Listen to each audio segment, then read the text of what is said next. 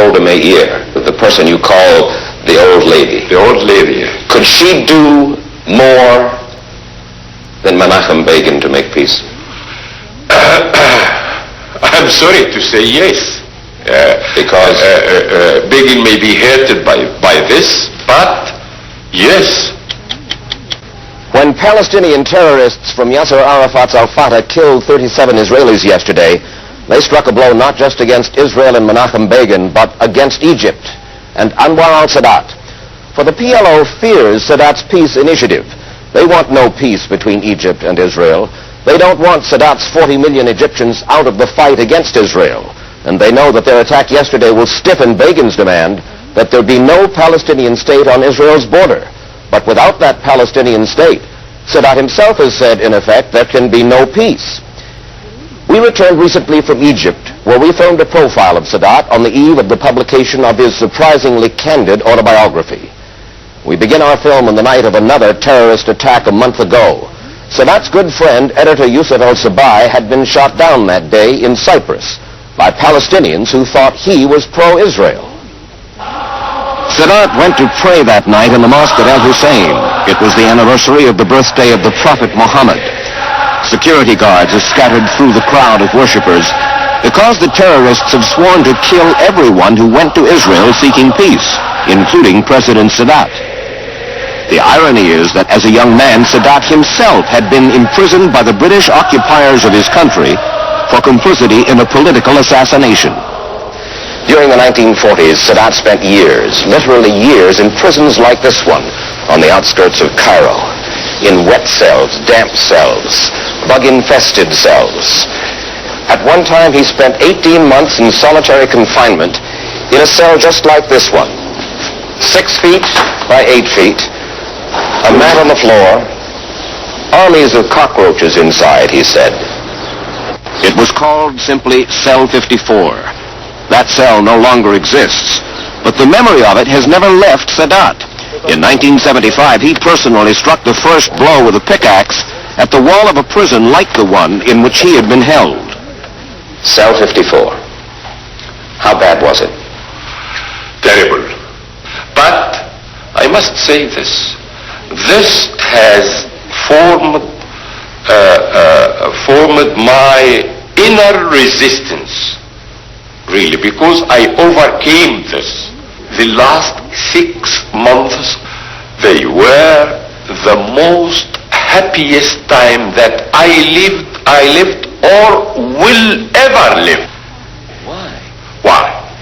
Well, in 2 places, you shall always find yourself, your real self. Number 1 is prison. Number 2 is war. Sadat was in Cell 54, as we said, for complicity in a political assassination. Earlier, the British occupiers had sent him to prison for helping 2 German spies in World War II. He saw the Germans, then battling the British in North Africa, as allies in his determination to rid Egypt of the British. In fact, says Sadat, he had long looked up to Germany and its leader. People write of you as a Nazi sympathizer. Any young boy at that time, believe me, hailed Hitler because we didn't know, except that the man has returned the confidence to the German people after the defeat of the First World War. It had nothing to do with his attitude about Jews. At all. At that time, you know, the Jews were living with us, among us here. Some of them were ministers. All our economy was in their hands. We never knew this discrimination at all. Yet in writing in his book about Egypt's returning the bodies of Israeli soldiers to Israel after the Yom Kippur War, Sadat says, applying the Jewish principle of putting a price on everything, the Israelis began to negotiate the price they expected to pay to recover their dead. When one reads, applying the Jewish principle of putting a price on everything, one says, Anwar al-Sadat, he is anti-Semitic, anti-Jewish. Anti-Semite, this is something that has been invented to blackmail anyone and to scare anyone. No. I myself am a Semite. How could I be anti-Semite? They are my cousins. Some of those cousins turned up in Cairo recently. American rabbis from the Synagogue Council of America. They met with Sadat at his home, and though he told them he remained adamant that Israel give up all settlements in the Egyptian Sinai, the rabbis and their wives were obviously moved by their hour-long conversation with him. One of them, Rabbi Wolf Kelman of the Jewish Theological Seminary in New York, told Sadat that what Pope John XXIII had done to bring Catholics and Jews together, Sadat was doing for Muslims and Jews. The fact that we rabbis of the Jewish faith, sitting in what is really the palace of the pharaohs on the bank of the Nile, a place which is associated with the slavery of the Jews and also some glorious periods. The whole drama struck me at that second, and the pair I thought it was Pope John. The only pair I could think of.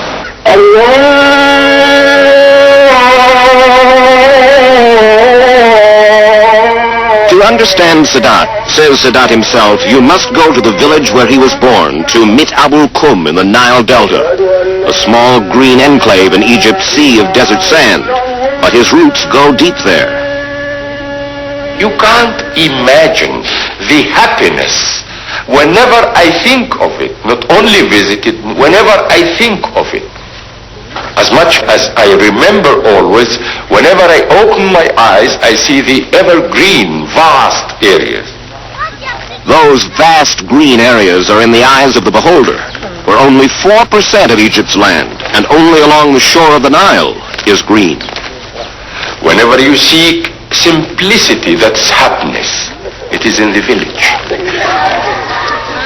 Sadat learned to read and write just like this, he says, on the bare floor of his village school studying the Quran. But when he was still a youngster, his father, a government clerk, moved the family to this house in Cairo, and it was there that the pattern of his later life began to form. This is the tomb of Gamal Abdel Nasser, who made Sadat his vice president. And strangely enough, their journey to power began just across the street in the Cairo Military Academy back in the 1930s. It was here that Nasser and Sadat and their fellow officers began to think about driving the British occupiers from their country. Sadat was one of the leaders of the revolution of 1952 that sent Egyptian King Farouk and later the British packing. But the real leader of the revolution, the man who ignited the nationalism of Arabs everywhere, was Gamal Abdel Nasser. They lionized Nasser when he nationalized the Suez Canal and when he promised to propel the Egyptian economy into the 20th century. He overpromised. Poor Nasser, you write. His whole life was consumed by hate and tantrums. He regarded every man with suspicion. True? This was his habit, really. His nature was this. He was suspicious even when he was 19 years old. It is not a new. And you say that none of the officials in his entourage paid any regard to the interest of Egypt. They wanted nothing but to remain in power, motivated by hate and jealousy. That's a sad indictment of the people who ran this country. It was degrading, really. One day, Tapping phones, concentration camps, all this. And seizing private property in the name of state socialism. The most degrading thing was any man wakes in the morning and finds himself nothing, wiped out completely. And sometimes also with the wiping out a concentration camp for him and his relatives and so. How did you come to be known? Because people used to say, forgive me, Mr. President, I can say it now, but Please. Nasser's poodle, Nasser's Mr. Yes, Anwar Sadat. Whenever one starts to criticize him openly, he loses his temper completely. I know this because he was my friend since we were 19. So, whenever there were anything to criticize, I used to do this between me and him, either at his home or in my home. Not openly. No one expected you to survive, you know that. I know, yes. Everybody said, Nasser's poodle will last 6 weeks. And here here he is? 4 to 6. 4 to 6 weeks. Yes. 1973, the October War. Sadat sets out to avenge the defeat of 1967. His brother, a pilot, is killed in the first wave of the attack. The world's intelligence community is stunned as the Egyptians storm across the canal, breach Israel's invincible Bar-Lef line, and roll on into Sinai. Then comes an Israeli counteroffensive, sending hundreds of tanks westward across the canal. As most observers saw it, if a ceasefire had not finally been imposed, Israel might have annihilated Egypt's Third Army. But as Sadat tells it, it was the Egyptians who were stopped from wiping out the Israeli pocket of tanks and troops in Egypt only by the intervention of Henry Kissinger. I told Henry, I can't afford to have them in this pocket. I told him, what is the position of the United States if I am going to liquidate this pocket? Immediately, he told me, I need not ask the Pentagon or the President. You will be hit by the Pentagon, because we shall never permit the Russian arms to make victory again. You shall be hit by the Pentagon, and very severely. And so you say that Israel was saved by, as far as... the United States. By the United States. The October War gave Egypt back its manhood. Right? Quite right. Quite right.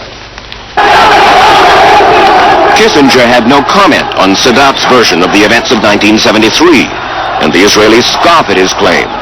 But there can be no doubt it was Soviet arms that enabled Sadat and Egypt to hit Israel with such force. Yet Sadat turned on the Soviets. He says they failed to live up to their promises of military aid, and worse, they wanted too much control over Egypt's affairs. You say that they wanted to stab you in the back, too. They were waiting for you to fail in the October War, the Russians. They didn't believe that you could fight, and they were waiting until you were down to stick in the knife. I was their best friend here, but I can't work as an agent, either for the Soviets or for anyone. And they wanted you to be their agents in the Middle East? Right. Right. Very simply like that. Sadat insists that Egypt will wear no man's collar. Still, he wants aid for Egypt, billions of dollars worth from wherever he can get it, for the legacy he wants to leave his country. From his helicopter, he showed us miles and miles of desert, with just the beginning of a settlement scattered here and there. He spoke of the way the United States opened up its West, your drive to the West, he called it. That is what he wants to do in Egypt. Where we saw sand, he sees small cities and green fields. The city that we are going to see now, the 10th of Ramadan, is the first one. I'm planning for a chain of cities on this 100 kilometers. A chain of cities and factories. Pioneering, real pioneering. But to do it, to help 40 million people overcome their staggering economic problems, he needs peace. You say, thank God no responsible Israeli can doubt the genuine intention of the Arabs to reach peace. And that is what I set out to do by going to Jerusalem. Arafat does not agree with you. Assad does not agree with you. Hussein of Jordan hangs back. Khalid the same. All Arabs. Who do you represent beside Sadat and Egypt? I can count Khalid in this. Saudi Arabia, you think? Yes, but let me stop at Egypt and Sudan only. 60 million, 2/3 of the Arab world. Will you truly resign if the peace effort were to fail? Be sure, whenever I am proved wrong, I have the courage to go to my parliament and say, here is my resignation because I was wrong in this, so and so and so. I understand you told Henry Kissinger when you were in the United States, Henry, if you and I were working on this peace process, we could settle within 3 weeks. Why What's there in Henry Kissinger that he could? You did say it. I did say it to Henry. It was not supposed to be declared like this because Cy Vance is my dear friend. He is an honest man, really. Very honest. But Kissinger? It is the approach. He is more aggressive. I can't add. I say this, he has got different approaches from those of Cy. You seem to have respect, even a perverse kind of affection for Golda Meir, the person you call the old lady. The old lady. Could she do more than Menachem Begin to make peace? I'm sorry to say yes. Because Begin may be hurted by this, but yes. Moshe Dayan, if he were prime minister. Yes. Is it possible that Menachem Begin, because he is Menachem Begin, because of his background, because of his family having been lost in the Holocaust, because of his commitment to his belief, is it possible he just cannot make peace? You remember that before I made my initiative, I visited with Ceausescu of Romania because Begin visited with him, and I know there is a close friendship between them, and there is a close friendship also between me and Ceausescu. Yes. I asked his view before I made my initiative.